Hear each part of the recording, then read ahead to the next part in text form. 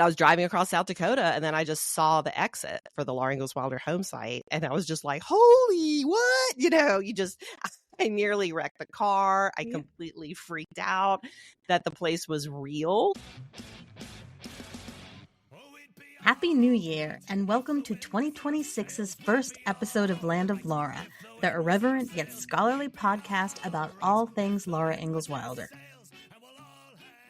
Our guest today is Dr. Kelly Ferguson, a writer and professor of magazine media at Ohio University in Athens, Ohio.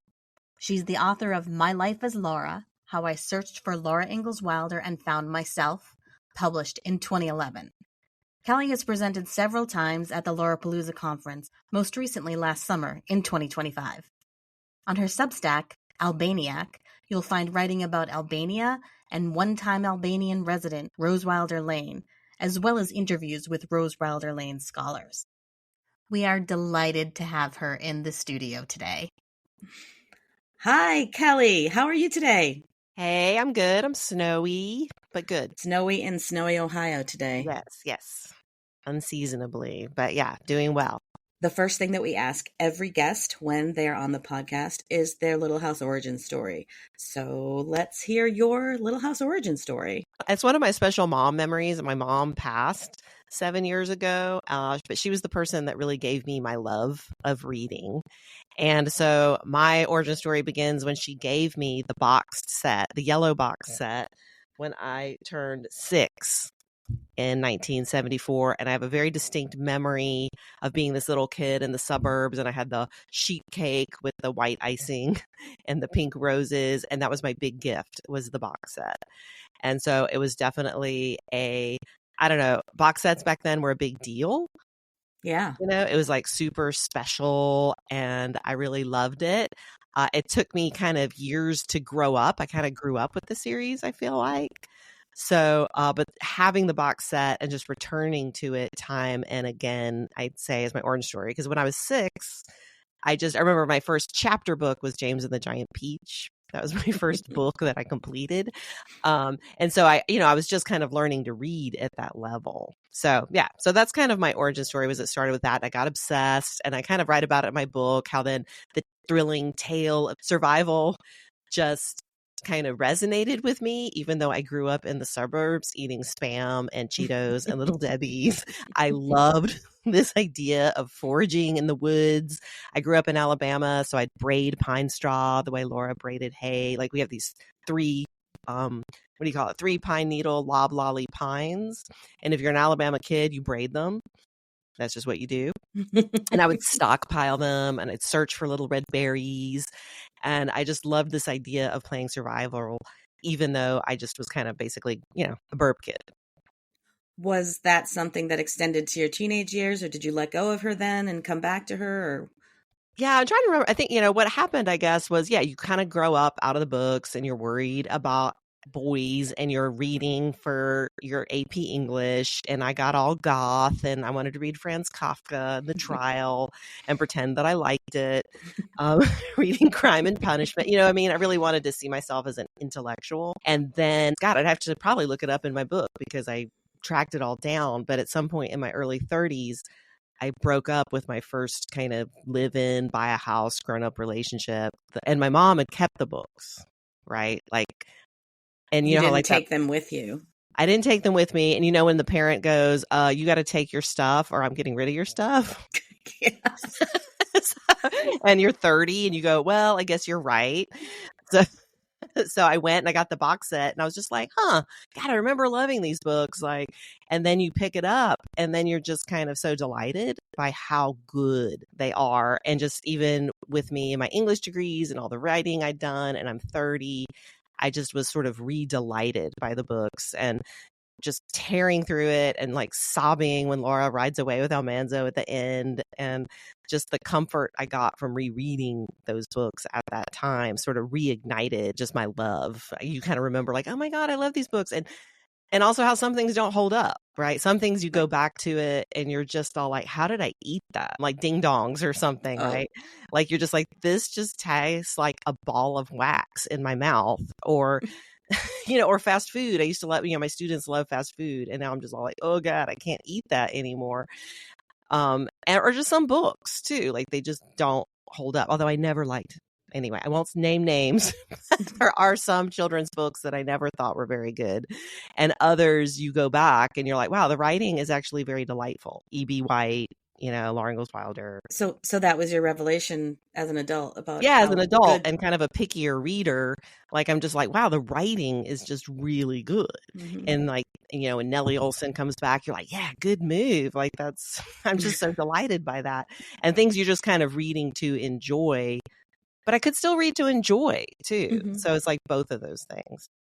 So what was it that led to your decision to write My Life as Laura? Yeah, well, that's kind of a more, complicated story in that, I just always, how like you just have that dream as a kid. And I just was like, I always wanted to be a writer when I grew up, always. But I didn't know what I wanted to write about because I was very confused. And I don't know, it took a long time to grow up, I think, and just know who I am. And after working in restaurants and working various temp jobs and grading jobs and landscaping jobs and just kind of, I don't know, working at grocery stores, at 37, I decided to go back and get my MFA in creative writing. And actually, that was my mom again. She's like, well, Kel, you always were pretty good at writing. I was like, oh, was I? Maybe I was. I was 37. I kind of knew. I know, and I'd been in a band. I'd tried. That was going to be my big thing. I was going to be a rock star because it was in the 90s and we were Gen Xy and we were going to be in bands. Were you the singer or were you the drummer? Oh, because I like to make it hard for myself, I guess. Let's just pick the hardest instrument possible at 23 when you have it, Anyway, if I could go back in time. But, I guess it was what it was. And I had adventures and I did things. But really writing, I'd say, is more my talent. So I applied for MFA programs. And I think because of Laura, I was just drawn to go out west. I was living in North Carolina at the time. Like I grew up in Alabama, wound up graduating from UNC, lived in Durham back while it was still a dusty tobacco city. At 37, said, I gotta do something, or I'm just gonna be that bartender at the restaurant or the barista at the coffee shop who you love, but then you wonder why they never did something else. Mm-hmm. Like that was me. Like everybody knew me. If you lived in Durham, North Carolina, I'd made you a drink or served you a burrito. And I got into Montana, which was a top program. And I was just thrilled beyond thrilled that I got into the University of Montana's writing MFA program. In Missoula? In Missoula, Montana. And I was driving across the country to move there. Like I just packed up my whole house I lived with a hoarder. That's like a whole full stop. Another podcast, maybe. We'll talk about that. My life with a hoarder.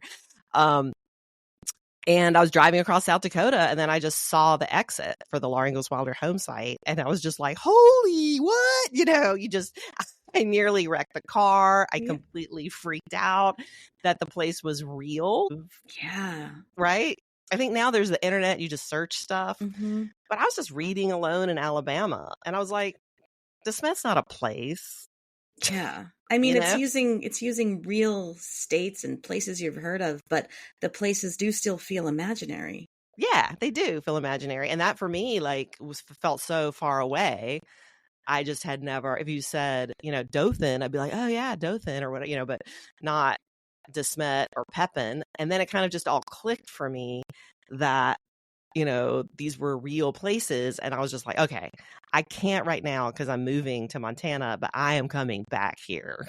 Right. Like I just can't say how stuck I was in life, but this idea that you just get in your car and go somewhere was revelatory to me because I just was emotionally stuck. So then I was in the program and I was just kind of writing about different things, writing mostly bad short stories about, women that don't know what to do and they're sad. And then I kind of had this idea of writing about Laura Ingalls Wilder. And I was terrified that my professor, who grew up the real Laura Ingalls Wilder deal, like she wrote this memoir called Breaking Clean, Judy Blunt. And she grew up, wrestling cattle in remote Montana. And I thought, oh God, I'm like this, girl from the suburbs. She's going to think Laura Ingalls Wilder is fluff stuff. But then she loved it. She thought it was really funny. I got, God, how much was it? I think I applied for a grant. I got $2,000 which for me was just like $1 million. Like, you know, like Wayne's World, when they're like, I got $2 million, you know, it was like that. But that can go pretty far in 2007. You know, I could pay for hotels. And so I paid for the trip. And then I kind of really started writing about it, but I was still figuring out how to write. So the writing took forever.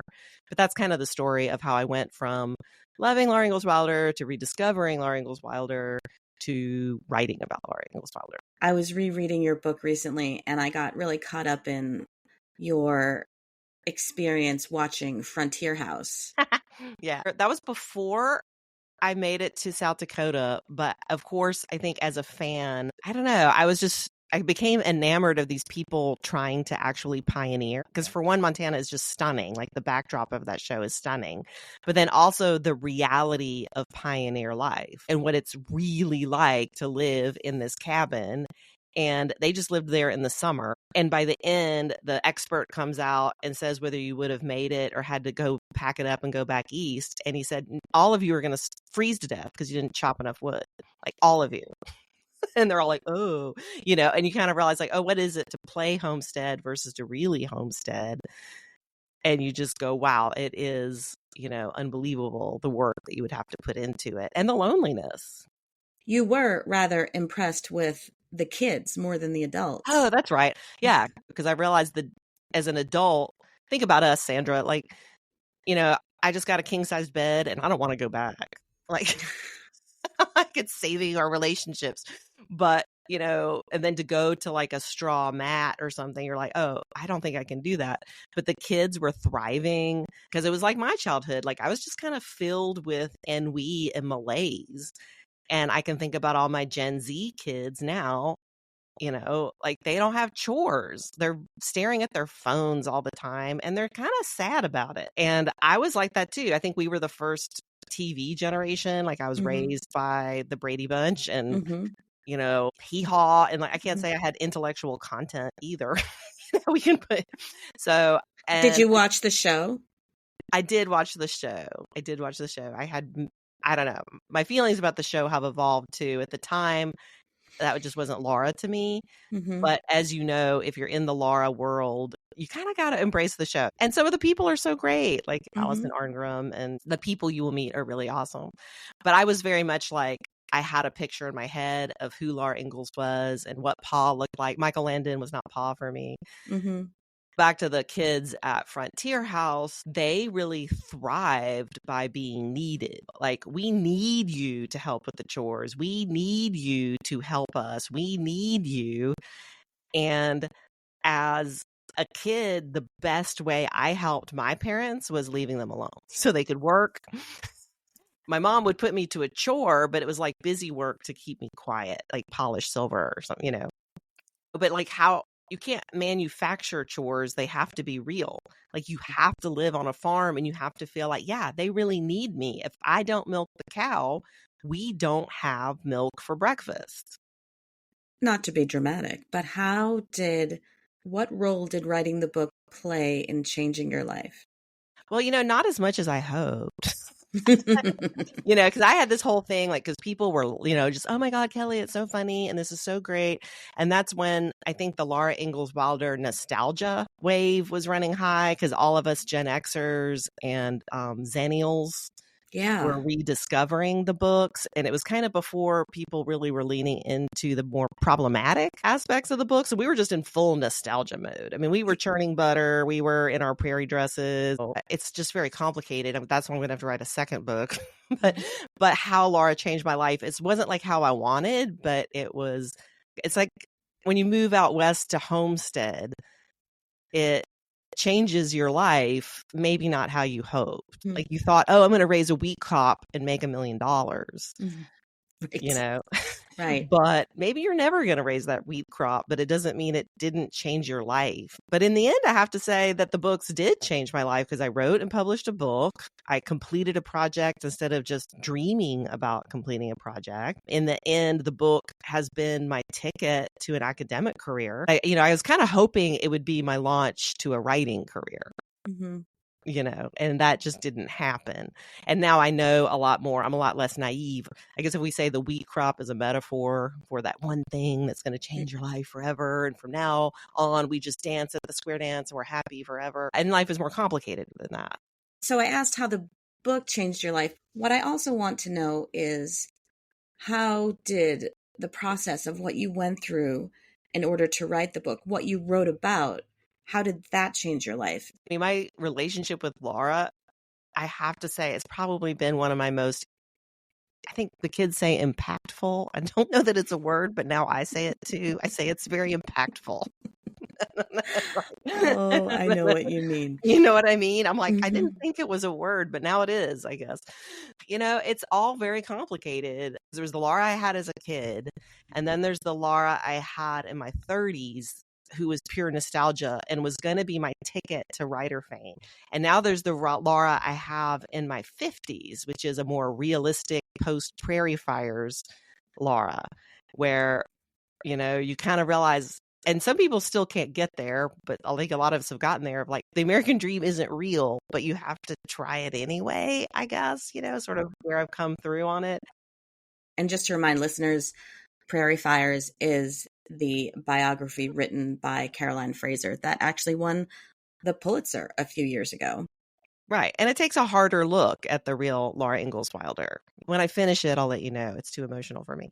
But someday we can talk about it once I got to page 3, and then I'm like, So I need a sabbatical just so I can, whatever. Because I do still have a lot of emotions about Laura and all of that surrounding me, which is why I've been focusing on Rose Wilder Lane more lately. But to kind of finish Laura, I guess, she was my last Santa Claus, and I believed in her through my 30s wholeheartedly. Like, Laura is going to save my life. If I just stay true to Laura, it's going to fix everything. I'm going to write this book about Laura. It's going to make everything okay. I'm going to suddenly be this self-actualized human being like I was always meant to be, and I never was. And I have gotten there, but it wasn't like this golden ticket dream like I thought. To use another Gen X phrase. Another Gen X dream. Yeah, just all I have is childhood book metaphors. That's all I got. I got a million of them in my pocket. I just got a new kitten. His name is Wilbur. Whatever, Gen X book metaphors, I got them. Yeah, it's so complicated. It's hard for me to encapsulate my life in sound bites, but it has been now, I had this thing where Laura kind of broke my heart, and I couldn't deal with Laura for 10 years too. Like, I was just like, okay, we're through. It's like you're in love and your heart gets broken again. And I actually have, I have not read the books since I published my book, because something about the joy of the books got taken away in the writing of a book about the books. But now I kind of, maybe that enough time will have passed. And also, I don't know if you have felt like this too, but something that's worked for me is just embracing everyone in Laura Land's scholarship. Yeah. Instead of feeling like somebody else is taking your spot. Like, I wanted to do something and then somebody else did it, and now they did it and I don't get to do it. And instead just being like, you know what, there's so many impressive researchers and people out there doing incredible work. There really are. And it's not a pie with a certain number of wedges. It's more infinite than that. Exactly. And like, we can make the pie better together. So I think I like feeling like that better versus feeling like fighting over the pie, feeling like we're all making a huge pie. So this podcast has really gone pretty far into that sort of thinking for me. I mean, I never felt much like I was in competition, but being able to speak with so many people about their scholarship, all the different ways in they have to Laura Ingalls Wilder, all the different ways they apply it to either their work or their hobby. I think for most of us, it's a hobby. Yeah. I mean, for me, really, it is too. I mean, it's something I've managed to make my work with it or whatever, but my Substack and my book sales, like, I better keep my day job. It's not gonna be, I'm not cashing it all the way. So yeah. So you do have a Substack called ALBANIAC, and ALBANIAC refers to Albania, of course. Can you tell us the significance of that? In the research of My Life as Laura, I read William Holtz's Ghost in the Little House, and his book is basically about making the argument that Rose Wilder Lane wrote the books. I mean, that used to be controversial, remember, that and now I think we pretty much between Pioneer Girl and Prairie Fires and all these books, we kind of understand the collaboration and how it worked more now. I think back then I was just like, oh my God, you're taking Santa Claus away from me. What do you mean Laura Ingalls Wilder doesn't exist and didn't write these books all by herself in her 60s in her little desk? So anyway, I read this book by William Holtz, Ghost in the Little House. And there's a chapter called The Albanian Experiment, where Laura's daughter, Rose Wilder Lane, lived in Albania for 2 years in the 20s. So Helen Boylston and Rose Wilder Lane lived in Tirana, Albania together. And I just became incredibly fascinated because I was just like, where's Albania? Because I feel like I kind of know countries and where they are, and I'd never heard of Albania. And then I look it up, and it's across the Adriatic Sea from Italy. So I was just like, well, how bad can it be if it's in the Mediterranean? I got the Peaks of Shala, like I rented it through interlibrary loan. And what is the Peaks of Shala? That is Rose Wilder Lane hiked the Albanian Alps and wrote an adventure travelogue about that in 1922. So I became fascinated with Rose Wilder Lane, how she hiked the mountains of Albania, lived in Tirana, Albania, and kind of had this whole like independent, adventurous expat existence. And I just kind of wanted to go to Albania. Like I was just kind of like, I think that's what the Laura book taught me was I enjoy traveling, but I enjoy having a connection with my travel, like a reason to be there that's beyond the pina colada. Not that I'm anti-pina colada. But so I wanted to go there, and it just took me forever to get there. But that was kind of the origin of it, I guess, was just researching and then learning all these things. Like Albania is just a fascinating country that has had this incredible kind of insane history of being the last communist country and isolated for 50 years. And it wasn't communist with Russia, and it wasn't communist with China. It was just its own communist country with its own communist dictator that really kind of kept it private and preserved until the 90s. Wow. And of course, now I think everybody's heard, like in the last 3 to 4 years, it's become this tourist destination. Like the New York Times just did a travel piece about Albania and how 17 million tourists went there last year. When was the first time you went to Albania? 2 years ago. So I applied for because I'm a college professor now. Like people loved my book, but they were always like, the ending's terrible. Like she gets dumped and she's unemployed. Yeah. Pro My Life as Laura people are like hilarious and homespun. Con My Life as Laura is get a life, and I didn't like the ending. So it just depends on who you are. But I did get a life, so that's, I am a college professor, and I met a Wolfgang, so that's cool. A man with an outlandish name. Always meet one if possible. If you possibly can. If you possibly can. And I think there we're conflating, my Sound of Music dreams with my Laura dreams. So I had to have a Captain Von Trapp with an outlandish name. So yeah, I became a college professor. And then finally I realized, you know what? I can apply for travel money. And Rose Wilder Lane, actually the more famous journalist and writer and political thinker than Laura Ingalls Wilder in her day, is a perfect niche academic thing. They love stuff like that, kind of undiscovered research. So I got some money and I went to Tirana and I spent a month there, and I retraced the hike that Rose Wilder Lane took through the Albanian Alps for the Peaks of Shala.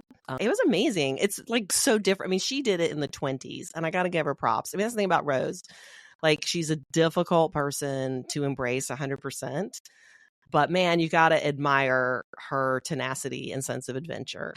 When she hiked the mountains, they had a pack train and they're sleeping in huts and they don't know where they're going to eat or whatever. I mean, when I went, it's now a tourist hike. I mean, I'd say it would be like hiking Yellowstone or something. Like, it was a 15-mile hike. Like, it was hard. And I was the oldest person by 15 years and trying to pretend like my knees are fine or whatever. But it wasn't like I was off in the wilderness by myself. You know what I mean? Like, a lot of people do this hike from Valhone to Theth, right? So, and there's guest houses on either side. And because it's Europe, there's treats and coffee on top of the mountain. Like when you hike in the United States, it's like you'd better bring your water bottle and a trail bar because there will not be espresso and treats. But Europe really knows how to do these things. It was stunning. It was beautiful. I hiked with a small group and an Albanian guide. and a lot of it looks the same. Like it looks the same from these photos that she took. I have this picture of this church in Theth. It's my desktop display. The church is still there. So it was amazing, honestly. I've rented an apartment in Tirana, and I went again last year, and I just did some driving around and visiting different cities. So I'm just kind of been getting to know Albania. So the first trip was just kind of an exploratory trip. But my first book taught me, because I thought my first book, I was just taking the trip as a sort of test case, and then I would get a book deal and quote unquote really take the trip. But it ended up being the only trip. So I've learned it's like if you are somewhere, just go ahead and do whatever it is you want to do, because you don't know if you're going to get back there.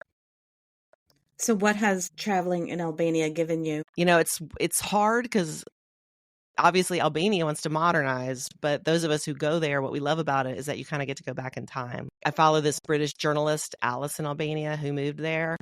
And just, you might meet a waiter, and the waiter, you know, meets your baby. And then the waiter just takes the baby around for an afternoon and then brings the baby back. And they just do that all the time. Like you would never do that here. You would never let just some waiter take your baby. It's safe. You just leave your bag open. People will not steal your wallet. People just kind of sit in cafes and talk and put down their phones. I mean, of course, there's cell phones, right? Like, but there's KFC, but mostly it's local restaurants and coffee shops, and just every foot there's a fruit vendor and vegetable vendor, and you buy your fruits and vegetables. It's just all about local food. And people still smoke. The good and the bad, but it's just kind of like going back in time, like you're in this time machine. It's changing, right, pretty rapidly. And it's changed a lot since Rose was there. I have it in my slideshow, but it's something like it went from a city of 50,000 to 3 million from 1920 to 2020. And in that time, it went through a Italian fascist takeover, World War II, Nazi takeover, 50 years of communist dictatorship, 90s almost collapses because everybody adopts pyramid schemes, and now the schemes pyramid schemes. I like that though. Yeah. And the current kind of race to modernize. The old Ottoman buildings, like Rose would have seen, they still exist in some of these old stone cities as kind of UNESCO heritage sites. But in the city of Tirana, they're mostly mowed down and been built over. You wrote a Substack post about the pyramid screams. Yeah. My post was I made fun of that, but they also in the 90s, Albania opened up. All they could think of was, we want to westernize. We don't want to be like America. We want to be capitalists. Like a big thing in Albania was people had Coke cans, but they didn't know what Coke was. But they just knew it was a Coke can. And they knew, and it's sort of very Albanian to have a Coke can with a flower in it. So in the 90s, they were in their race to like capitalism equals good. People just like, oh, pyramid schemes. That's a good idea. And they are not a good idea. But that was just kind of an ironic parallel that the communist dictator built a pyramid. He dies. The pyramid remains. And then Albania in the 90s almost collapses from everyone investing in pyramid schemes. So tell me about the Substack, how that came about. I thought I was done about writing about Laura. And I think 2 years ago, because when you're a college professor, I think people just think we're around with our tweed elbow patches, smoking cigars and twirling brandy or something. But actually, I find it's very hard to keep track of my own writing, because I'm always reading student writing, and I'm always writing reports and assessments and doing paperwork. So I just kind of started it as a way for me to write. And I thought, what would be fun for me to write? Because that's where I am with my writing now. I'm not trying to be famous or anything anymore. I don't want to feel, I don't know, sad because I'm not selling enough books, or sad because I'm not famous enough, or feeling bad because other people have gotten more recognition. I want to write, and I want to have fun writing. And so for me, what's fun to write about is Rose, Wilder Lane, and Albania, and my cat. But I didn't really start with any kind of audience in mind other than anybody who's ever liked my writing, I guess. But, like you go on Substack and they're all like middle-aged, sad women trying to help. But it's always like, we're going to be positive, and we're going to see the world, and we're going to this, and we're going to that. And I'm just like, I can't deal with any more of that. I just want to write about Rose, Wilder Lane, and Albania. And so I don't want to be a self-help person. But that's how you make money, is Mm-hmm. you promise advice to people. And the address of the Substack is? God, I don't know. I think it's Kelly K. Ferguson. I think I made it Kelly K. Ferguson because in case I don't want to write about Albania anymore, I can keep the Substack. Although now everybody's leaving Substack because they allow Nazis to post. So people are leaving for Patreon, but then I just feel like the Nazis will just go to Patreon, and I just, I don't know. Like I'm trying to do the right thing in my life. I also don't feel like I'm going to make or break Substack, I guess, but it's complicated, right? We're all just trying to do the right thing day by Yeah. day by day by Yeah, day. I try to post every 2 weeks. Like I try to hold myself to it. And I wrote a bunch of posts while I was in Albania. And so I kind of shape them. Maybe it's like your podcast, you just, right? I think you're doing it for yourself. Mm-hmm. Right? Very, very much so. Yeah. But you have great photos, and you incorporate photos into all of your posts. Yeah. It's also an excuse to go through my photos. And it is a lot of work going through those photos. But it's one of those things like I go, oh, I remember that photo. And I also used to have a blog for My Life as Laura back in ages ago, dark ages, but that's something you can't have in a book, right? It's harder to have photos. Mm-hmm. So I was trying to think, like, I don't want to write the book for the Substack, but I feel like the Substack's a good way for me to test ideas for the book I do hope to eventually write. Absolutely. And so I can post all these pictures of food, pictures of things I did, pictures of people I saw. So you did take a long break from Laura Ingalls Wilder. Yes. Is it safe to say that this kind of brought you back into the fold?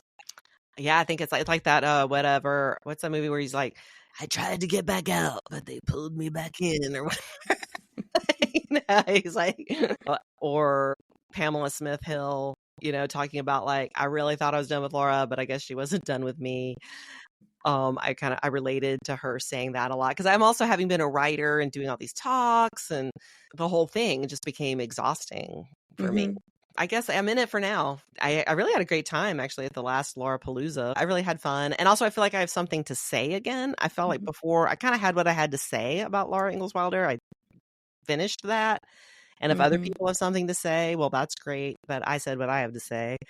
But then it turns out I really have something to say, I think, about Rose Wilder Lane. I think I understand her. I feel a lot of what she feels. Like I grew up feeling trapped in this southern town. I grew up feeling mentally just torturing myself and whining in my journals all the time. But there's definitely ways where me and Rose part. And right now I'm kind of focused on positive Rose, like the Rose I like. The Rose who moved to Albania, the Rose who was friends with Trub, Rose who was a flapper and going to Paris parties, Rose who was adventurous, Rose who published all these short stories and novels, but was also always just so hard on herself, like so hard on herself. And I feel like I have a point of view to bring to that because I've had mental health struggles. I have been a writer. I have had these crazy desire to be success. I've had a mother who I admired a lot, but was maybe also withholding and not always easy. So I don't know. We'll see. I'm just kind of getting started there, but I do feel like I have something to say about her and from her point of view, I think. So what, if there is one, is your end goal for this project? Or is there one? I never thought I would do this, but it looks like I have a sequel. I'm going from My Life as Laura to My Life as Rose. Yay! So who knew?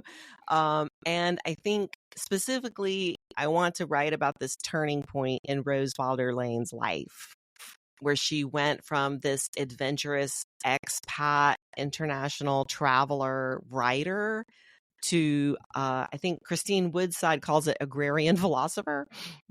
Yeah. Which I think is a good way of putting it, and moving back to Missouri because all she ever wanted her whole life was to get out of this small farming town in Missouri. And so she, learns telegraphy, moves to Kansas City, moves to San Francisco, travels the world only to wind up back exactly where she started out of some kind of feeling like she needed to take care of her parents, which may or may not be true. So I kind of just want to explore that turning point in her life and that shift in her character.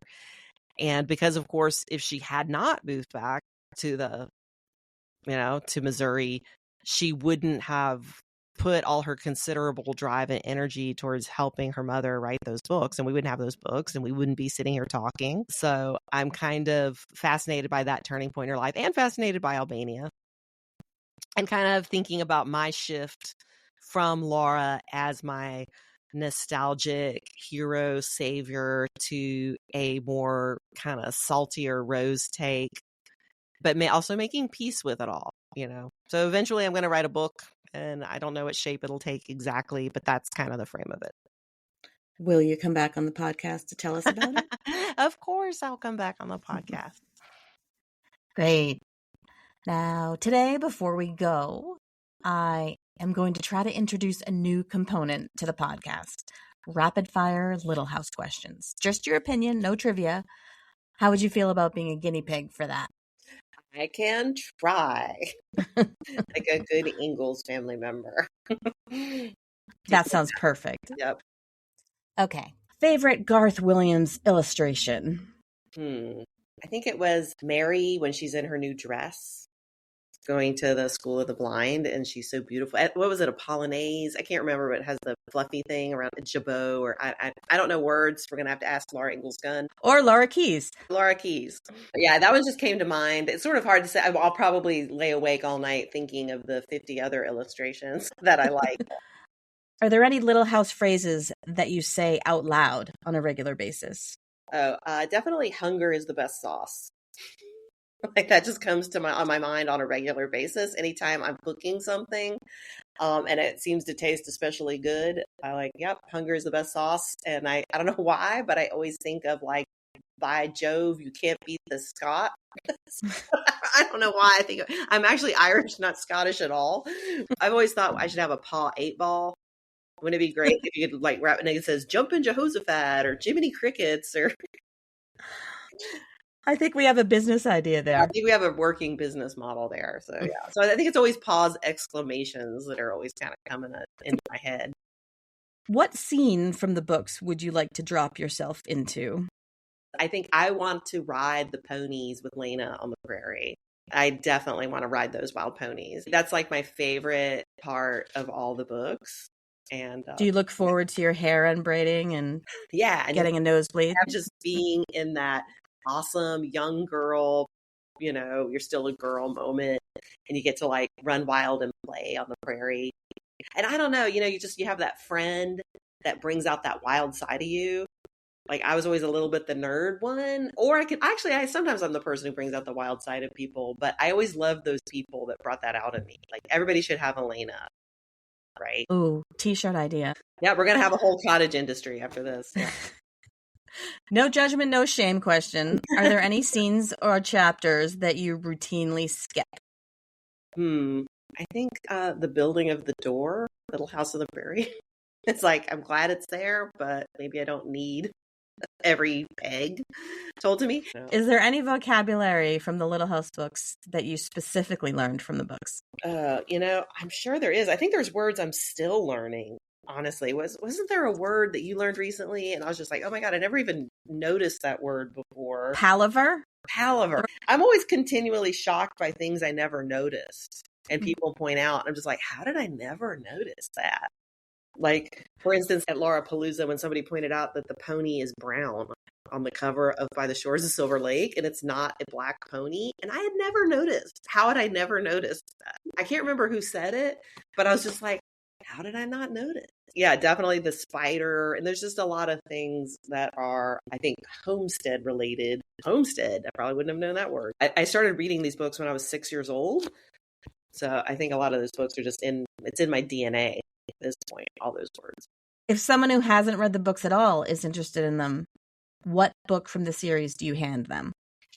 Usually I'm very much a start from the beginning kind of person, but Little House in the Big Woods really is a kid's book.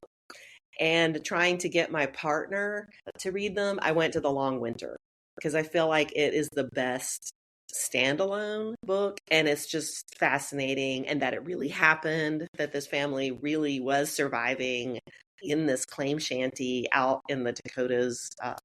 So we listened to it during the pandemic, and that was kind of how I got him into the fold.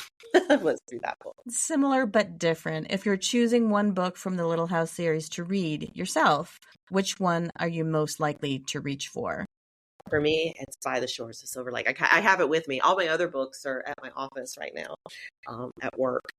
But I don't know why, but this is just my favorite one. I just love everything about it. And I think, I don't know, something about the age that she is. And just, it's this, they're on the brink of going west and they're the first people there, and the surveyor's house. And just, that's for me is my ultimate like comfort read one. It used to be Little Town on the Prairie, but now it's Shores. If you were going to get a Garth Williams tattoo, which illustration would that be? Well, actually, what I first thought would be, when she's like under the plank and she's like gripping for her life on the banks of Plum Creek. And for listeners, I want listeners to know that Kelly right now has her hands up underneath her chin as if they're holding on to this plank. You can just feel it, right? I actually I was in a canoe that tumped over and got thrown in the Blackfoot River of Montana. And if you've ever been in a powerful current of water where you are just like, this is nature and nature doesn't care. And you don't know that unless you've been out west. And I did not know that until I lived in Montana or Utah. But I think we all have that experience of just suddenly you're not a kid anymore because you realize there's forces in the world that just don't care. They don't love you. They don't even have feelings. It's just, especially nature, right? Like a car or something. A car has no feelings about you. It just is what it is. But she's just hanging on there, and she's just going to do it somehow. She's going to get out of it. And I think that's just one of those moments of the book that spoke to me a lot. She could have just gotten swept away. But because she was so determined. Although I think, honestly, if I was really going to get a tattoo, just kind of going back to my wildlife moment, I would just get like a little cursive running up my arm, and I would get hi, ya, yippee, running up my arm. And so that whenever I was feeling like down or you just kind of feel like bummed, you'd be like, that phrase would just take me back to feeling of like that young girl who wants to run across the prairie. And I'm actually really thinking about it now. I don't have a tattoo, but I'm just like, if I were going to get a tattoo, I would never regret the feeling that goes behind that. I would never regret looking at my arm and thinking, hi, yippee.